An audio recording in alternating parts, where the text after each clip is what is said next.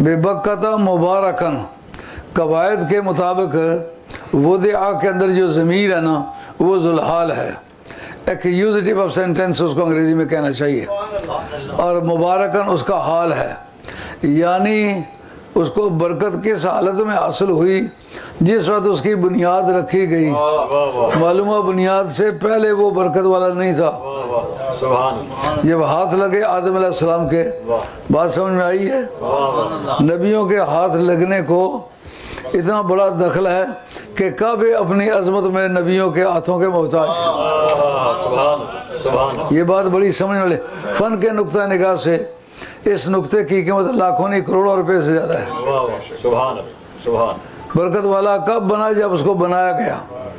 मरवा बनाने से पहले जितनी रवायात आती हैं वो पहले से बुज़ुर्ग था, वो सही नहीं है।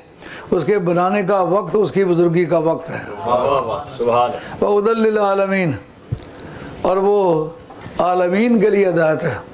आलमीन तो ज़मीन व आसमान से लेकर के शर्क़ व ग़र्ब से लेकर अज़काफ़ था काफ़, अज़खाक था अफलाक, अज़र्रा था आफ्ताब, तमाम मखलूक़ात जितनी भी है ना आलमीन में आती है। आलमीन का वो हादी है, रहता एक जगह। आलमीन का हादी किस तरह है?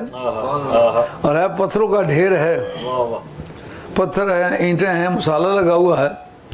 वो हिदायत किससे देता है? हिदायत का असली माना होता है अल हिदायत या दलालतुन मूसलतुन इलल मकसूद। हिदायत उस रहनुमाई का नाम है जो मंजिल मकसूद तक जाने वाला रास्ता बता देती है, उसका नाम है हिदायत। फ़लाँ हिदायत पर है, यानी उस रास्ते पर चल रहा है जो मंजिल मकसूद को जाता है। सहीउल अक़ीदा को कहते हैं साहिब हिदायत, क्योंकि सहीउल अक़ीदा उस रास्ते पर चल रहा है जो मंजिल मकसूद तक पहुँचने वाला है। जब वो पत्थर बात ही नहीं करते, हिदायत किससे कहते हैं?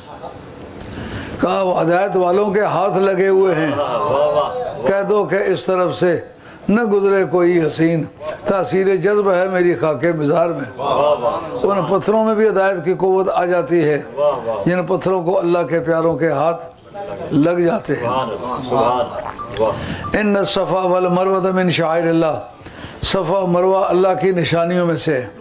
शायर शायरत उनकी जमा या शिआर उनकी, इसके माने हैं अलामत या यादगार जिससे कोई याद आए। अब पहाड़ियाँ हैं, अल्लाह की याद क्यों आती है?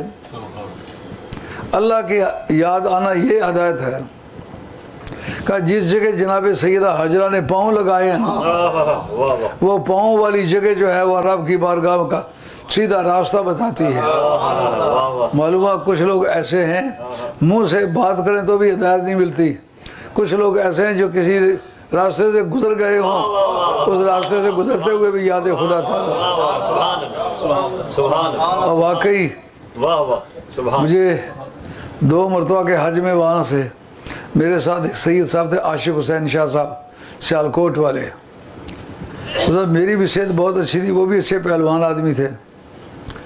जब हम दोनों वहाँ से दौड़ लगा तो एक माई साहब बोली, उन्होंने कहा जोड़ी चंगी है। हमने खड़े होकर पूछा माई साहब आप क्या समझ आई है? कहा आपको देख के अल्लाह की कुदरत याद आती है कि आप कहाँ के रहने वाले? मैंने कहा मैं पिंडी का रहने वाला।